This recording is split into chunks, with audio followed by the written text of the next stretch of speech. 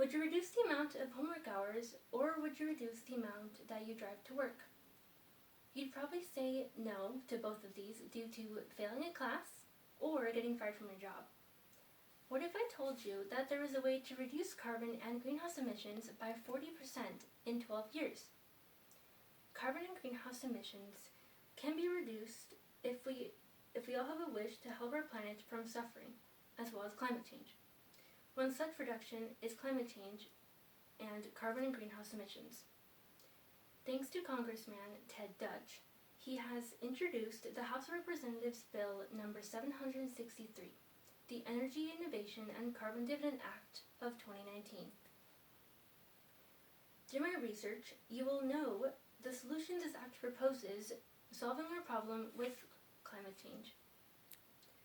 My name is Ingrid Sandoval, and my purpose is to persuade you to vote for the Energy Innovation and Carbon Dividend Act of 2019. I will be talking to you about what we face with carbon and greenhouse emissions, how the bill can reduce these such productions, and how we can take action as this act progresses. Now, let's look into what was caused for this bill to be introduced. Carbon and greenhouse emissions are an impact to our world no matter the amount, whether it's 10%, 30%, or 70%. We can all agree they're costing our lives. In my paraphrase from the 2020 article, What's Your Impact, titled Major Sources of Carbon Dioxide Emissions, major carbon emissions from human sources are through fossil fuels, electricity, industries, transportation, and land use. In order, fossil fuels produce 87% of CO2 emissions, 41% of electricity, transportation 22%, industries 20%, and land use at 9%. When looking at greenhouse gases such as methane, nitrous oxide, and fluorinated gas, they are significantly emitting less into the ozone than carbon dioxide, making them seem harmless. However, in my paraphrase of a 2020 Environmental Protection Agency website called Overview of Greenhouse Emissions, out of all these gases, fluorinated gas is the most potent than methane or nitrous oxide due to its emission in industrial processes alone. With a 3% atmosphere emission, fluorinated gas is emitted less, but it stays in the ozone layer longer, making it harmful than carbon dioxide. Now, with all of these emissions increasing, there has to be a way to reduce them. Introduced on January 24, 2019, the Energy Innovation and Carbon Dividend Act of 2019 was proposed by Democrat Congressman Deutch. Both Democrats and Republicans united in order to find a way to reduce carbon and greenhouse emissions as a whole.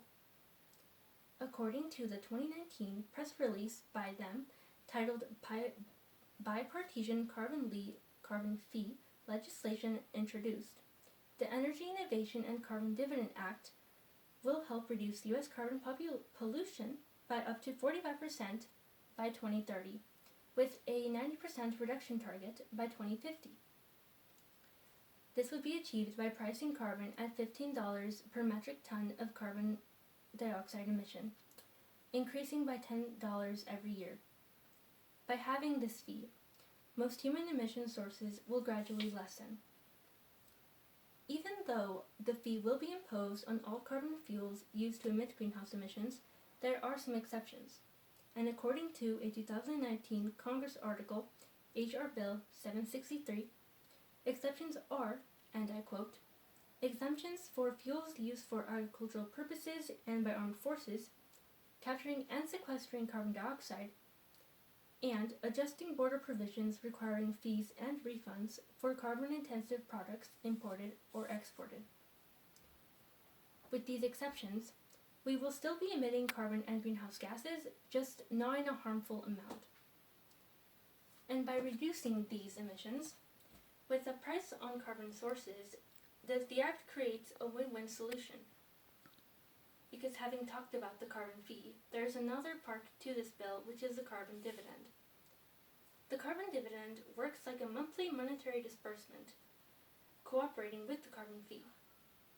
According to a 2020 Citizens Climate Lobby article, The Bipartisan Climate Solution, the money collected from the carbon fee is allocated in equal shares every month to the American people. This way, no one is left out regardless of their class or situation. By passing this act, we will be more aware of our surroundings with taking appropriate steps to reduce these emissions. In the newsletter, An Economist's Statement, published in 2019 by Michael Baltensberger, the tax is the only way to change people's behavior and less damaging than regulations or subsidies. With the fee in action, more people will benefit since they are paying to reduce climate change.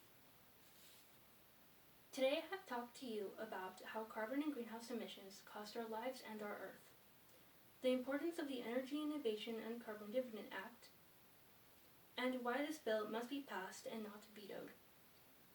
These carbon and greenhouse emissions are slowly costing our lives and our Earth, going unnoticed by the people. By passing this 2019 Act, and with small carbon-reducing changes, we can and will prevent climate change in the long run. Thank you.